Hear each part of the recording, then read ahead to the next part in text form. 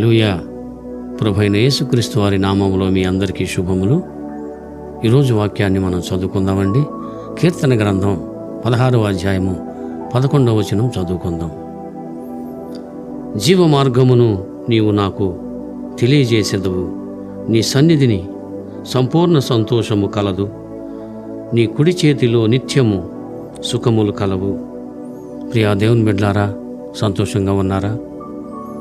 అయితే సంతోషం కొరకు అనేకమైనటువంటి ప్రదేశాలు, అనేకమైనటువంటి ప్రాంతాలు, అనేకమైనటువంటి వారు పరిగెత్తుతున్నారు. కానీ ఈ లోకంలో సంతోషం అనేది ఎక్కడా దొరకదండి. ఆ సంతోషం ఎంత వెతికినా దొరకదు.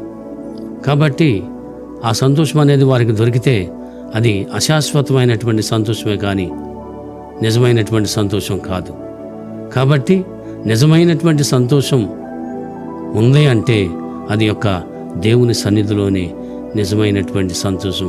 ఇదే శాశ్వతమైనటువంటి సంతోషం, నిజమైన సంతోషం ఇక్కడే దొరుకుతుంది. కాబట్టి యేసయ్య దగ్గరే దొరుకుతుంది. కాబట్టి ఎంతమంది ఈ సంతోషాన్ని పొందుకుంటున్నారో ఒక్కసారి తీర్మానం చేసుకోవచ్చు. ప్రియా దేవుని బిడ్డలారా, ఈరోజు సంతోషం దొరుకుతుంది అంటే దేవుడు మహనీయుడు, ఆయన సృష్టికర్త, నిజమైన దేవుడు, శాశ్వతమైనటువంటి దేవుడు.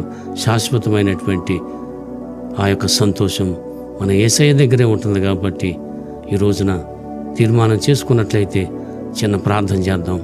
ప్రియా దేవుని బిడ్డలారా, తలలు వంచండి.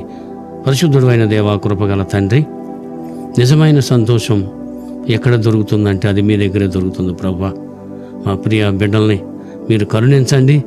ఈ వీడియో చూస్తున్నటువంటి ప్రతి బిడ్డని మీరు దర్శించండి, కాపాడండి, కరుణించండి.